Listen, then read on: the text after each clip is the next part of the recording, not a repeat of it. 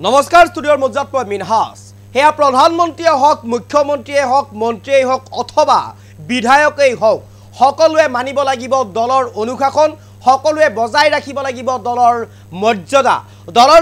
অনুসৰি এই দল চলিব দলত কোনো ধৰণৰ অনিয়ম নচলিব দলক কোনো কাৰণত নষ্ট কৰিবলৈ দিয়া নহব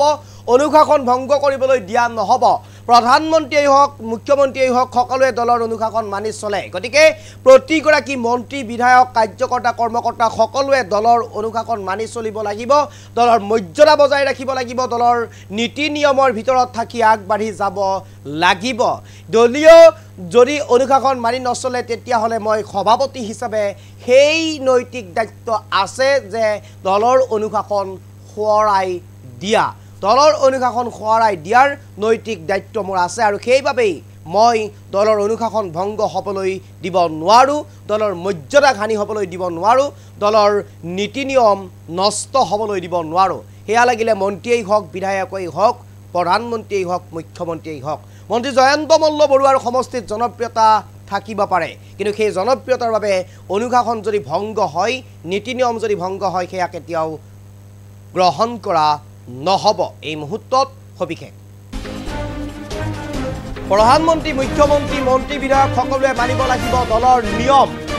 দলৰ অনুশাসন সকলোৱে বৰ্তাই ৰাখিব লাগিব দলৰ সভাপতি হিচাপে দলৰ অনুশাসন আৰু শৃংখলাবদ্ধ বজাই ৰখা মোৰ দায়িত্ব দলৰ শৃংখলা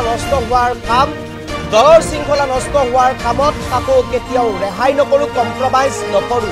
মৰ্যাদা অনুসৰি আমাৰ দল চলিব লাগিব দলত যেতিয়া চেকা লাগিবলৈ আৰম্ভ হয় তেতিয়া অনুশাসন খোৱাই দিয়া সভাপতি হিচাপে মোৰ নৈতিক দায়িত্ব মন্ত্ৰী জয়ন্ত মল্ল বৰুৱাৰ সমষ্টিত জনপ্ৰিয়তা থাকিলে অনুশাসন মানিবই লাগিব নলবাৰীৰ ঘটনাই বিজেপি দলক আৰু অধিক শক্তিশালী কৰিব বুলি মন্তব্য ৰাজ্যিক বিজেপিৰ সভাপতি দিলীপ শইকীয়াৰ প্ৰধানমন্ত্ৰী মুখ্যমন্ত্ৰী মন্ত্ৰী বিধায়ক সকলোৱে মানিব লাগিব দলৰ নিয়ম দলৰ অনুশাসন সকলোৱে বৰ্তাই ৰাখিব লাগিব দলৰ সভাপতি হিচাপে দলৰ অনুশাসন আৰু শৃংখলাবদ্ধ বজাই ৰখা মোৰ দায়িত্ব দলৰ শৃংখলা নষ্ট হোৱাৰ কামত কাকো কেতিয়াও ৰেহাই নকৰো কম্প্ৰমাইজ নকৰো মৰ্যাদা অনুসৰি আমাৰ দল চলিব লাগিব দলত যেতিয়া চেকা লাগিবলৈ আৰম্ভ হয় তেতিয়া অনুশাসন খোৱাই দিয়া সভাপতি হিচাপে মোৰ নৈতিক দায়িত্ব মন্ত্ৰী জয়ন্ত মল্ল বৰুৱাৰ সমষ্টিত জনপ্ৰিয়তা থাকিলে অনুশাসন মানিবই লাগিব নলবাৰীৰ ঘটনাই বিজেপি দলক আৰু অধিক শক্তিশালী কৰিব বুলি মন্তব্য ৰাজ্যিক বিজেপিৰ সভাপতি দিলীপ শইকীয়াৰ প্ৰধানমন্ত্ৰী মুখ্যমন্ত্ৰী মন্ত্ৰী বিধায়ক সকলোৱে মানিব লাগিব দলৰ নিয়ম দলৰ অনুশাসন সকলোৱে বৰ্তাই ৰাখিব লাগিব দলৰ সভাপতি হিচাপে দলৰ অনুশাসন আৰু শৃংখলাবদ্ধ বজাই ৰখা মোৰ দায়িত্ব দলৰ শৃংখলা নষ্ট হোৱাৰ কামত কাকো কেতিয়াও ৰেহাই নকৰো কম্প্ৰমাইজ নকৰো মৰ্যাদা অনুসৰি আমাৰ দল চলিব লাগিব দলত যেতিয়া চেকা লাগিবলৈ আৰম্ভ হয় তেতিয়া অনুশাসন খোৱাই দিয়া সভাপতি হিচাপে মোৰ নৈতিক দায়িত্ব মন্ত্ৰী জয়ন্ত মল্ল বৰুৱাৰ সমষ্টিত জনপ্ৰিয়তা থাকিলে অনুশাসন মানিবই লাগিব নলবাৰীৰ ঘটনাই বিজেপি দলক আৰু অধিক শক্তিশালী কৰিব বুলি মন্তব্য ৰাজ্যিক বিজেপিৰ সভাপতি দিলীপ শইকীয়া যেন এক প্ৰকাৰ এগৰাকী ৰাজনৈতিক নেতা যিয়ে নিজৰ ৰাজহাৰত থিয় হৈ কথা কয় যিয়ে নিজৰ ৰাজনৈতিক দক্ষতাৰ বাবে এনেদৰে এক প্ৰকাৰে এতিয়া এটা বৃহৎ ৰাজনৈতিক দল চলাবলৈ সক্ষম হৈছে সেইগৰাকী হৈছে দিলীপ শইকীয়া অসম ৰাজ্যিক বিজেপিৰ সভাপতি আৰু অসম ৰাজ্যিক বিজেপিৰ সভাপতি দিলীপ শইকীয়াৰ হাতত যেন এতিয়া পুনৰ আকৌ বিজেপিয়ে অসমত আগৰ স্থানলৈ ঘূৰি আহিবলৈ সক্ষম যেন হৈছে বুলি একাংশই মত পোষণ কৰিছে প্ৰধানমন্ত্ৰী মুখ্যমন্ত্ৰী মন্ত্ৰী বিধায়ক কাৰ্যকৰ্তা কৰ্মকৰ্তা সকলোৱে মানি চলিব লাগিব দলৰ নিয়মৰ বাহিৰত কোনো যাব নোৱাৰিব কাৰোবাৰ সমষ্টিত কাৰোবাৰ জনপ্ৰিয়তা থাকিব পাৰে তাৰ অৰ্থ এইটো নহয় যে অনুশাসন ভংগ হ'ব নীতি নিয়ম ভংগ কৰি অনুশাসন ভংগ কৰি কাৰোবাৰ জনপ্ৰিয়তাৰ কাৰণে ভংগ হৈ যাব সেয়া কেতিয়াও মানি লোৱা নহ'ব মুখ্যমন্ত্ৰীয়েই হওক মন্ত্ৰীয়েই হওক সকলোৱে মানিব লাগিব দলৰ নিয়ম দলৰ অনুশাসন যিয়ে নামানে দলৰ মৰ্যাদা যিয়ে লাঘৱ কৰে তাক দলৰ নীতি নিয়ম খোৱাই দিয়াটো সভাপতি হিচাপে মোৰ দায়িত্ব আৰু কৰ্তব্য আৰু সেয়া মই কৰি যাম নলবাৰীৰ ঘটনাই বিজেপি দলক অসমত আৰু অধিক শক্তিশালী কৰিব অনুশাসন মৰ্যাদা নীতি নিয়মৰ ক্ষেত্ৰত এনেদৰে পুনৰবাৰ সংবাদ মাধ্যমৰ সন্মুখত মন্তব্য কৰিলে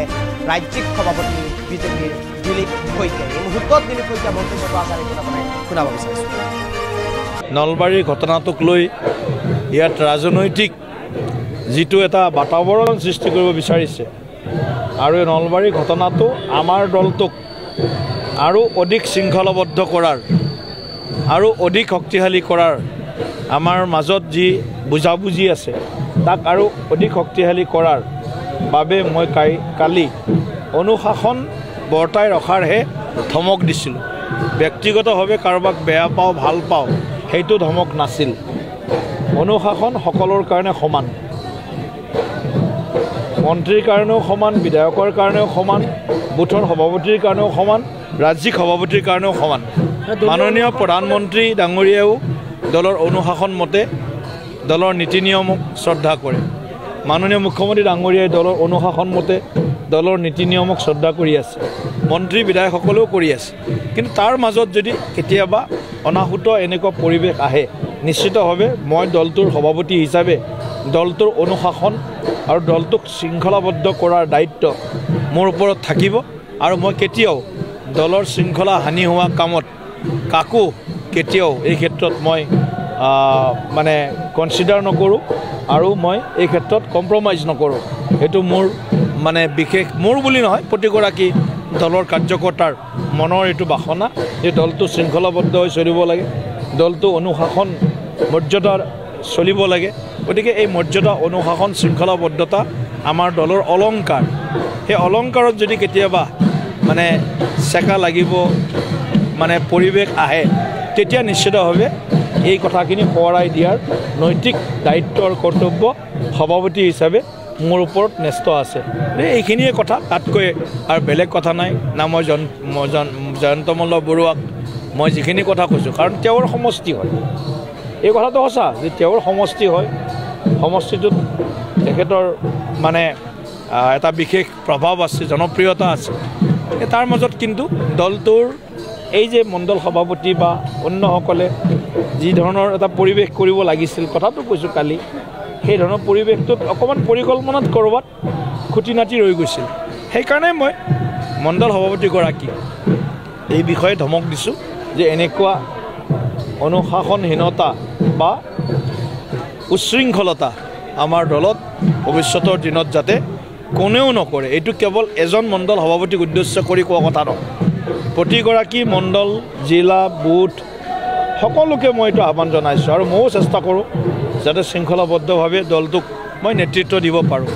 মাননীয় মুখ্যমন্ত্ৰী ডাঙৰীয়াই দিনে নিশাই কাম কৰি আছে ৰাজ্যখনৰ উত্তৰণৰ কাৰণে। প্ৰধানমন্ত্ৰী ডাঙৰীয়াৰ আশীৰ্বাদ আছে। দলৰ 65 লাখ কাৰ্যকৰ্তাই খুব আশা আৰু হেঁপাহেৰে এই দলটোক ধৰি ৰাখিছে। এই দলটোৰ জৰিয়তে অসমৰ ভৱিষ্যত সুৰক্ষিত কৰিব বিচাৰিছে। গতিকে মই এই কথাখিনিত বিশেষ গুৰুত্ব দিছোঁ আৰু সকলোকে মই বিনম্ৰতাৰে আহ্বান জনাইছোঁ। এই কালিৰ নলবাৰীৰ ঘটনাটোক লৈ যিসকলে ৰাজনীতি কৰিব বিচাৰিছে, তেওঁলোকৰ ইয়াৰ পৰা ৰাজনীতিকৰণ কৰিব বিচৰা তেওঁলোকৰ যিটো প্ৰপগণ্ডা, তেওঁলোকৰ যিটো এজেণ্ডা, সেই এজেণ্ডাই কোনো কাম নিদিব। মোৰ ধমকটোৱে দলৰ কাৰ্যকৰ্তাৰ ওপৰত প্ৰভাৱ কৰিব।